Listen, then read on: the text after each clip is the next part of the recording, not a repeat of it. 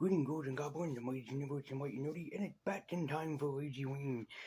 As I reviewed a couple of years ago, I actually talked about Nightmare on Elm Street, the original, and technically the sequel slash remake of Nightmare on Elm Street.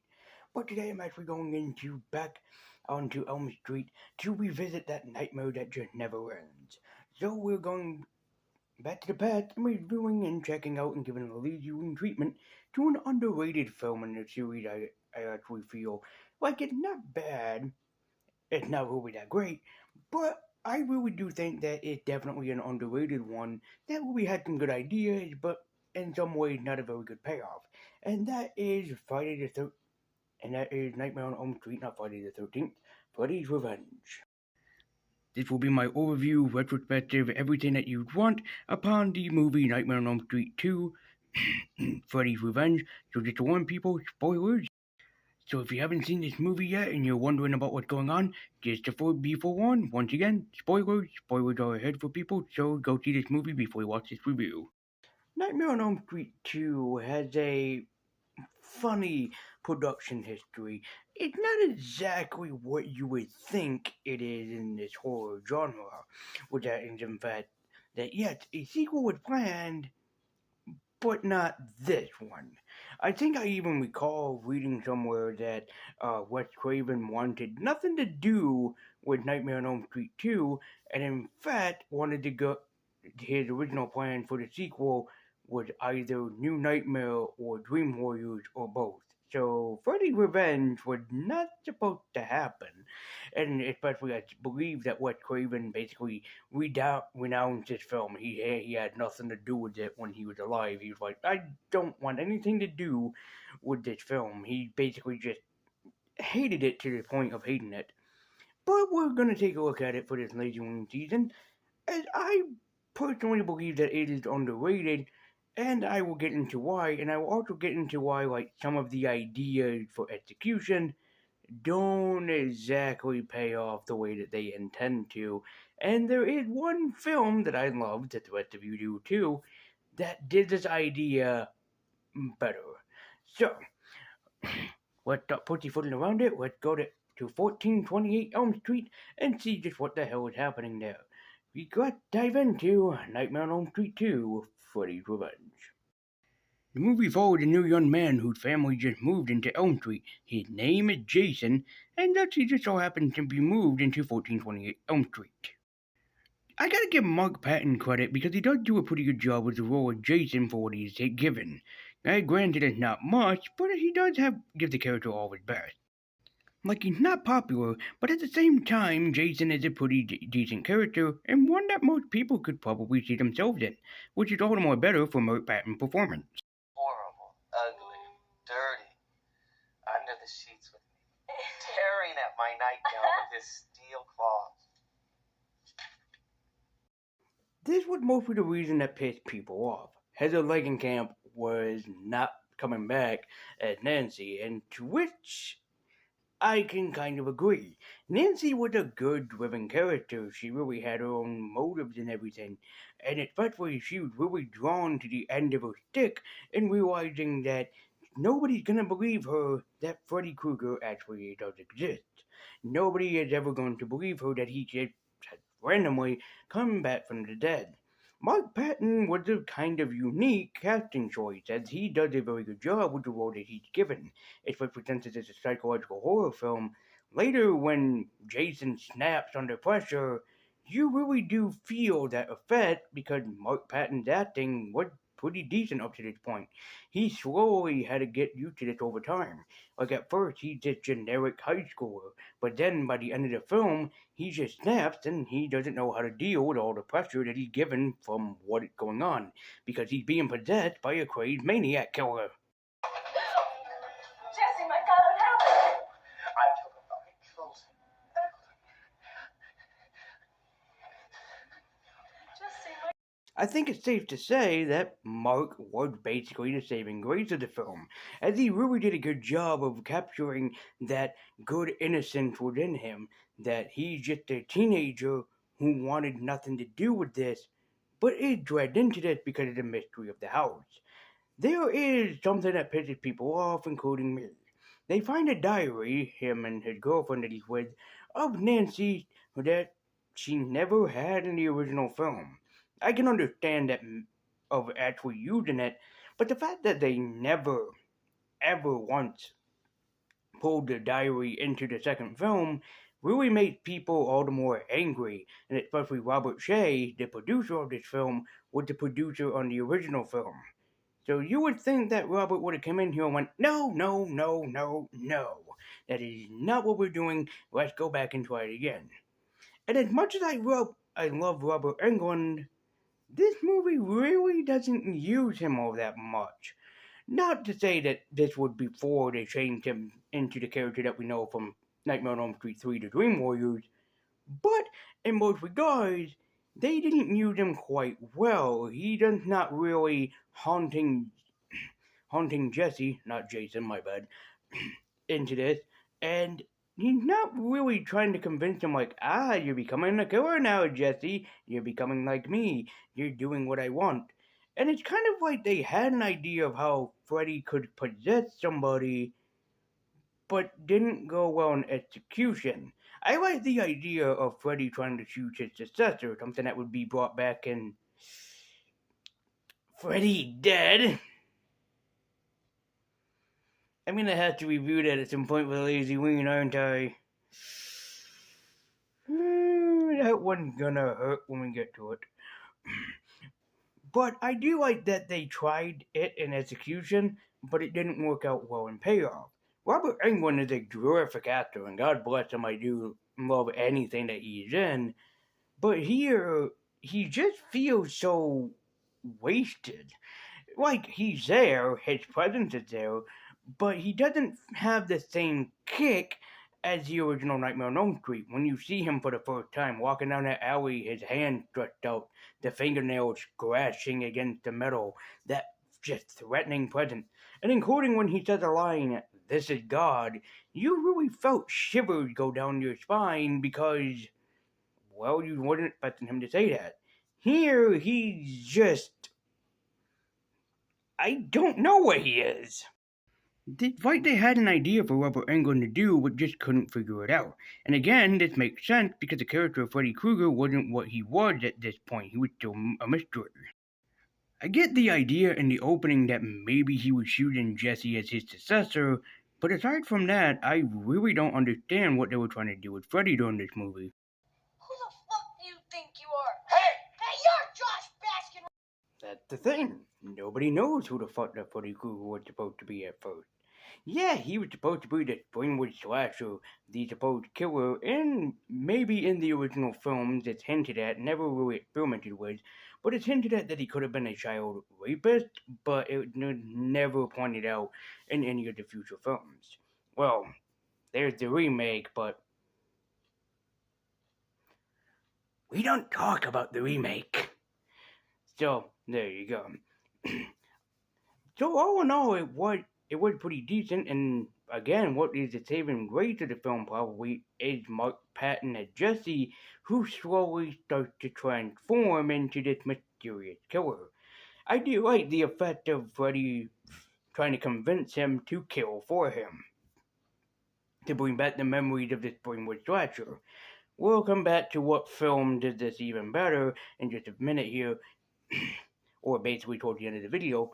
But I do have to give Mark Patton credit, because it could not have been easy, that he did a tremendous job at what he was handled. He was handed the role of the kid as a teenager who slowly had to lose his mind. And over the course of the film, you get to see Jesse slowly start to deteriorate and slowly lose his goddamn mind of what's going on. He's just a high school kid. All he's trying to do is just pass the grade to get the girls and do good in school and possibly graduate in the future. But all of this is happening to him all at once. Yes, there is a girl in this, Lisa, who does help Jesse try to uncover the mystery behind the Springwood slasher and try to figure out everything that Freddy had done up until the point of being killed. But despite Jesse going through hell, Lisa has always been there. She's always been the rock, basically supporting him the entire time and every step of the way. And including having a lovely makeout session with each other. Oh my, and Jesse really brings in the skills, man. He really gives her his all.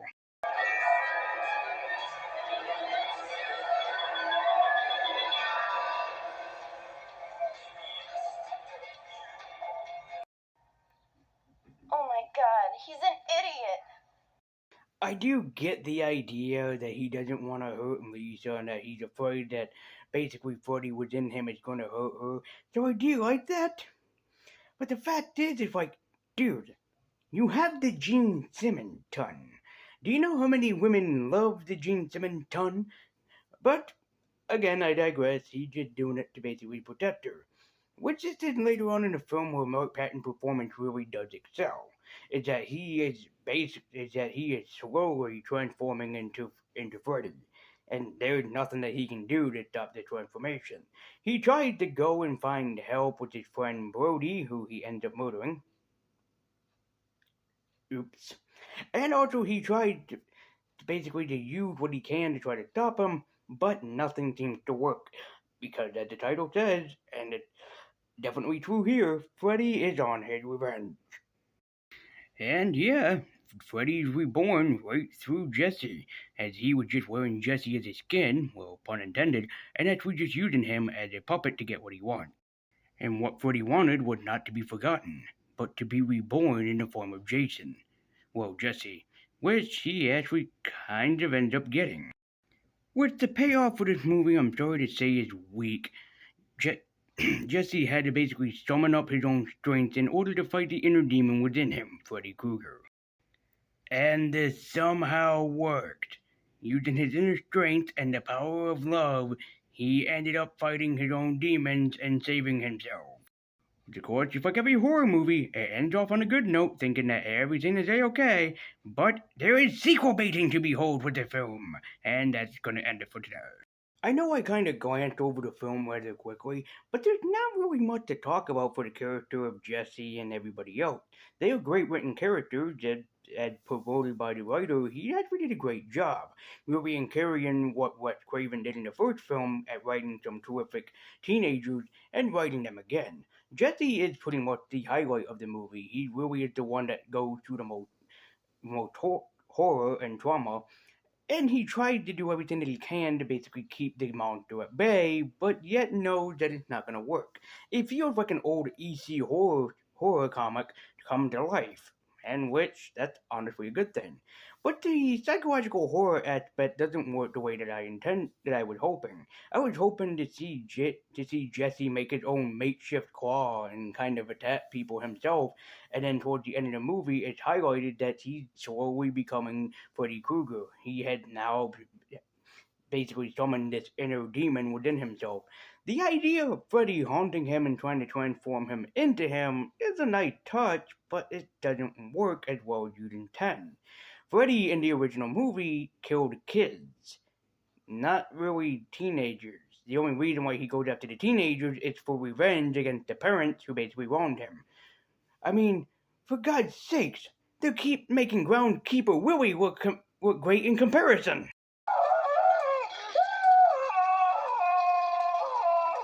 You'll pay for this with your children's blood! All right. But I digress. There is one movie in the Nightmare on Elm Street trilogy or saga that does actually do this idea better. And it was a little film that came out in the late 2000s. Yeah, and as a big fan of it, I have to say, this one did it better. Freddy vs. Jason did this idea even better in concept and even better in execution, with the whole idea of, hey, Freddy's psychological horror aspect could really work if they do it well. And Freddy vs. Jason did that idea better. Because in this film, Freddy honestly used Jason. He manipulated him. He had him do what he wanted in order to bring back the Springwood slasher, including using the form of Pamela Voorhees to really summon up Jason and make him do his bidding and bring back the name of the Springwood slasher, Freddy. And especially the idea of Laurie in the film was even more better because she really felt like that she was going through the psychological horror of witnessing two monsters be on the rise. So if you honestly want a better recommendation, yeah, watch Freddy vs. Jason. It's honestly the better of the bunch, and it really does this idea that Freddy's Revenge had even better. So, do I recommend Nightmare on Elm Street Freddy's Revenge? Yeah, truthfully, it's not exactly the worst in the series. It's underrated, but while despite having so many flaws, it doesn't know what to do with them. It still is an honorable sequel to the original. While if some ideas were more polished, I could definitely see it as a horror classic, but it's an underrated one. As a dude who likes psychological horror, this one kind of does the idea a little well, but could have been better in execution. Jesse losing his mind was actually great. Mark Patton, as I said repeatedly, which needs to be mentioned, is the saving grace of the film. You will definitely get to see how he goes from this kind of like weak character and to becoming stronger later on. The power of love thing just fuck that idea. But he really does do a stellar performance, and Robert Englund is always enjoyable as the man Freddy Krueger. He even makes a cameo, well, without his makeup on, and see if you can see him. Everybody that's seen this film has already known where he is, but in case some of you don't believe me, he's the bus driver. Not really hidden. If you know Robert Englund, he's right there. He's the bus driver. Mystery solved. So, but anyways, my Funko Pop rating of Freddy's Revenge is something kind of unique thrown into the mix. It's a little bit awe-inspiring. Like, it's not the greatest idea ever, but despite its multiple changes, it definitely is a horror classic, at least in my opinion, and very underrated. That's why my Funko Pop rating of Nightmare on Elm Street 2 Freddy's Revenge is going to be an Etrigan the Demon, that despite its flaws, it still is an awesome and underrated classic, just like the awesome and underrated Etrigan the Demon superhero. So congratulations, Nightmare on Elm Street 2 Freddy's Revenge, you earned a Funko Pop rating of an Etrigan.